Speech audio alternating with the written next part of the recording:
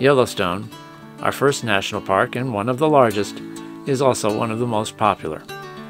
But where most of the western parks are about scenery, Yellowstone, in a way, is largely about something you can't see.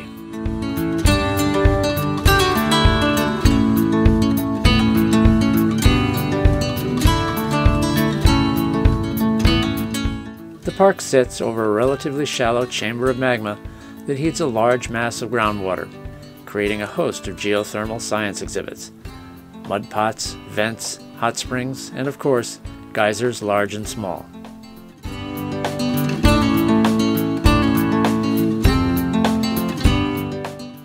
Yellowstone can have the feel of a living, breathing landscape that flaunts its connections to that fiery underworld. Even the runoff from some of the hot pools, with its rich, angry colors, seems to bear this out. But in truth, nothing sinister is going on. Perhaps surprisingly, tiny organisms can thrive in the steamy, mineral-rich, and often acidic water, creating a broad spectrum of hues that ironically bring to mind the worst kind of industrial pollution. The best example may be the Grand Prismatic Spring, a large circular blue pool where these organisms have formed a rim of microbial mats arranged in a veritable rainbow. While difficult to appreciate from the ground-level walkway, the spring, when seen from above as in this stock photo, is a true spectacle. And we now wish we'd known you could hike to this viewpoint.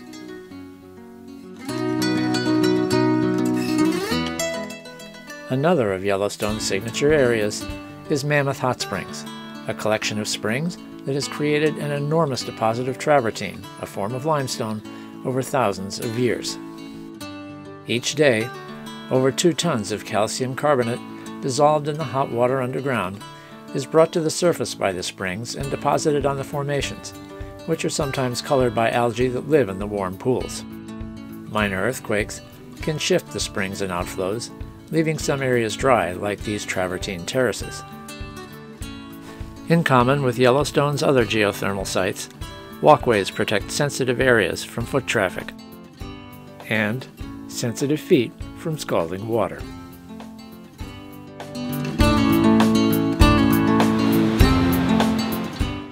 Yellowstone does, of course, have lots of more conventional scenery. Best known perhaps are the lower falls of the Yellowstone River, leading to the so-called Grand Canyon of the Yellowstone, where the park's name seems most appropriate.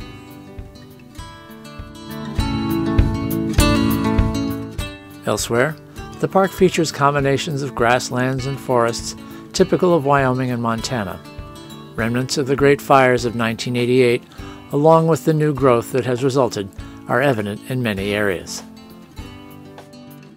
Yellowstone does have abundant wildlife, particularly the iconic bison, and if by now you're wondering why you're not seeing much, well, so were we. It seems simply to be chance. Only 5 minutes past the gate, we were delighted to view a couple of bears, and shortly thereafter, a coyote. Far from being harbingers, though, they instead provided false hope, and apart from a couple of moose, a few bison, and the south end of this north-facing bull elk, that was about it. Luckily, the park's liquid assets were still dependable, including, of course, this one, whose very name would suggest no less. We'll come back when it's ready for its close-up. Mud pots, sometimes called paint pots, are similar to hot springs but have a much higher ratio of solids to liquid. Thinner in the spring, they thicken over the summer as the water table lowers. This one, though, spouts somewhat like a geyser, which simply shows there are no hard and fast rules in the geothermal game. It is those geysers with which Yellowstone, to some, is nearly synonymous. But here, too, there is little consistency. Some, for example, are a little bigger than coffee tables. Also, intervals between eruptions vary greatly. Some erupt irregularly, if at all, and some hours or days apart, while others spout almost continuously. This one, named Clepsydra, is one of the latter, and has 4 separate vents to boot. But it's Old Faithful that gets all the love, including its own visitor center and the main lodge in the park. While it does not go off like clockwork, Old Faithful is fairly predictable and erupts more frequently than any of the other large geysers. Eruption time estimates, usually plus or minus 10 minutes, are posted in the visitor center, based on the behavior of the previous eruption. The plume lasts anywhere from 1.5 to 5 minutes, this one was about 3, and shoots from about 110 to 185 feet in the air, at least initially.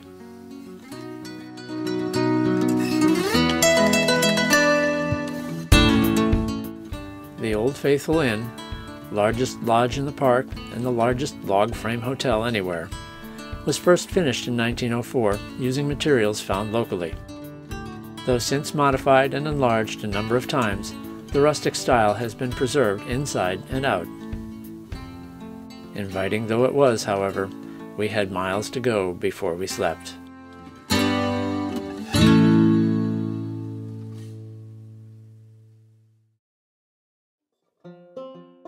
If Yellowstone is a sprawling expanse, dotted here and there with nuggets of picturesque landscape, geothermal curiosities, and, so we were told anyway, wildlife, the Tetons are a compact, focused, and powerful scenic blast.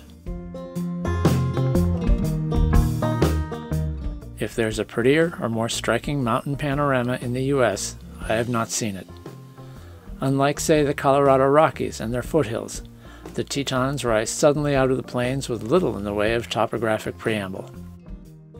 It's as if they long ago burst into place and then, well, waited for someone to invent photography, for which they are fabulously suited. In fact, our challenge here will be to keep every scene from being repetitively gorgeous. A quick aside. The national park is named for the Grand Teton, the highest peak, but the collective is properly simply the Tetons. Please get it straight, or we will pummel you with more photos. We stayed at the north end of the park in Coulter Bay Village, an RV park and collection of cabins like this one, many of which were relocated from other places, including a dude ranch. And here's where all that business of the parks being free comes to a screeching halt.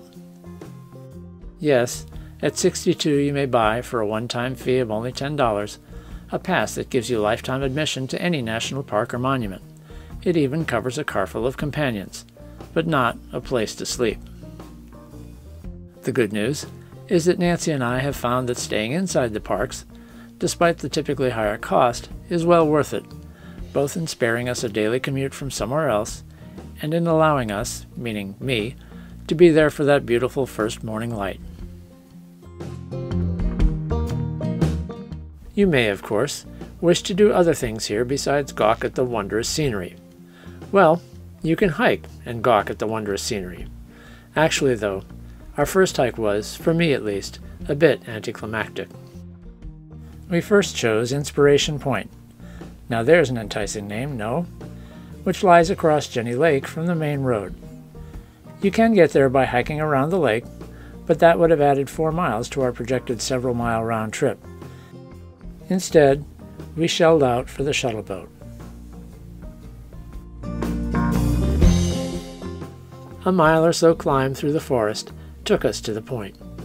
By no means a bad view, but the mountain peaks were invisible from there. My inspiration was flagging. I had hoped for more. But more was in reach. From there, we went partway up Cascade Canyon. And, well, the views speak for themselves. Later in the week, we hiked around String Lake and were rewarded once again. This time, with Mount Moran visible most of the way.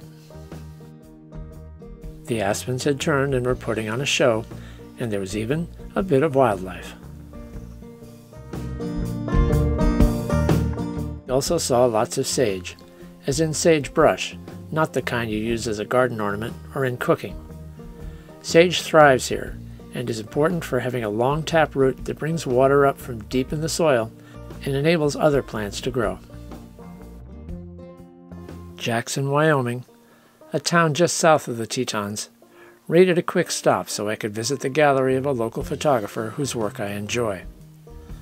From its wooden sidewalks to the antler arches at a local park, it was clear we were at least somewhat removed from New England charm. If you've heard of Jackson Hole and confused it with the town of Jackson, well, we're here to help. Jackson Hole is the valley floor between the Tetons and the Snake River and hosts extensive vacation and ski resort developments. We took the rather pricey ski resort tram up for a better view, making these shots, if not the most interesting, some of the most expensive of the trip. Here we're looking north along the mountain range, with the Grand Teton just visible at the upper right. In this view, Jackson the town is about in the center behind the hills. But it was those mountains that, one way or another, drove most of the images. Whether with a small chapel, aspens and sage, a cabin once used in the movie Shane, or a classic western log fence, they were an irresistible draw. Credit Nancy with suggesting, insisting on, a float trip down the Snake River for yet another perspective, and some interesting commentary by Tony, our guide. Right. But as we get further downstream, you'll see Mount Owen come into view substantially. To the left of the Grand, you've got a small shark tooth looking thing. That's Teepee's Pillar, named after Theodore Teepee. The darn thing is around here, to get something named after yourself, you gotta die. He's supposedly one of the first white men to die attempting to summit the Grand. With the exception of that being Mount Moran, and I'll talk about that in a second. But to the left of that, there's another smaller looking peak. That's Disappointment Peak. If you look at Disappointment Peak from the south to the north, the left to the right, you'll notice that it has the same angle the Grand Teton does. So people originally attempted to summit the Grand by going up Disappointment Peak. And when they got to the top of it, realized they had a couple 1,000-foot rappel before they could go back up to get to the top of the Grand. Hence the name Disappointment Peak. I'm sure they probably had a more profane name for it at that point in time. But. Back on land, we found that while the wildlife in Yellowstone had all seemed to be on secret missions, this park was more like a parade ground, especially for bison. We even became a bit jaded toward them. Oh, look, more bison. Except when it became, shall we say, prudent to pay attention.